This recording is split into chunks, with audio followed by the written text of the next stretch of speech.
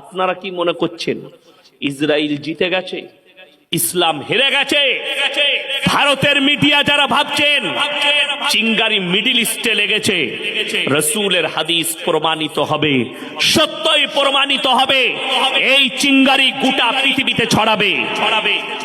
Elon Musk যে আছে, Elon মাস্কের নাম শুনেছেন না শুনেননি?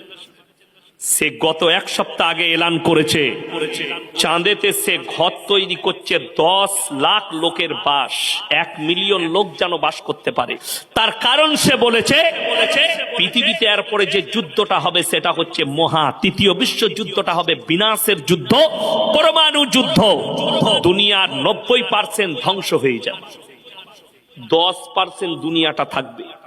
বৈজ্ঞানিকরা বলছে পরমাণু হাত লেগে গেছে ইরানের, ইরান পরমাণু গোটা পৃথিবীটা ল্যাপটে আসবে। 20 কোটি মুসলমানের প্রাণহানি হবে গোটা পৃথিবীতে, 20 কোটি।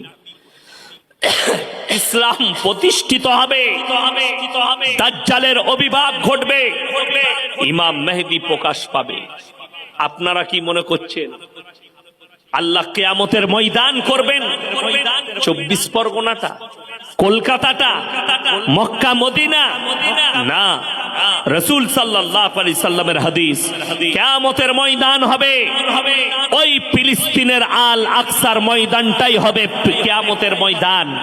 গোটা পৃথিবীর মানুষকে আল্লাহ ওই গাজা ফিলিস্তিনের ময়দানে, আল আকসার ময়দানে হাজির করবেন। ওই জায়গাটাই হবে, আল্লাহ রাসূলের হাদিস, খোরাসান থেকে এমন একটা যোদ্ধা বের হবে, একটা দল বের হবে, তাদের কাছে এত অত্যাধুনিক অস্ত্র থাকবে যে অস্ত্র পৃথিবীর আর কারোর কাছে থাকবে না। তারা যখন যুদ্ধ করতে শুরু করবে পৃথিবীর আর কোন শক্তি তাদের সামনে দাঁড়াবে না।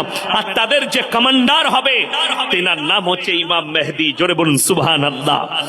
আর পৃথিবীর কোন শক্তি দাঁড়াবে না, তারা গিয়ে আল আকসায় ঝান্ডা গাড়বে, গোটা পৃথিবীতে ইসলাম প্রতিষ্ঠিত হবে। মুসান্নাফ ইবনে আবু শাইবার হাদিস, রাসূল আকরাম সাল্লাল্লাহু আলাইহি সাল্লাম হাদিস বর্ণনা করলেন, হে আমার সাহাবীরা শোনো, গোটা পৃথিবীতে ইসলাম প্রতিষ্ঠিত হবে, মসজিদগুলো নামাজিতে ভরে যাবে। কিন্তু রাসূল বললেন তারা হবে সুদখোর, হারামখোর নামাজি, তাদের মধ্যে মুমিন খুঁজে পাবে না। তারা বালাখানা তৈরি করবে, দামি দামি বাড়ি তৈরি করবে, কিন্তু তাদের মধ্যে ইমানদার খুঁজে পাওয়া মুশকিল হবে। কিয়ামতের মারাত্মক আলামত গুলো উলামারা বুঝতে পাচ্ছেন, আলেমরা। আপনারা কি মনে করছেন ফিলিস্তিন গাজায় নিরীহ মুসলমান মারা যাচ্ছে?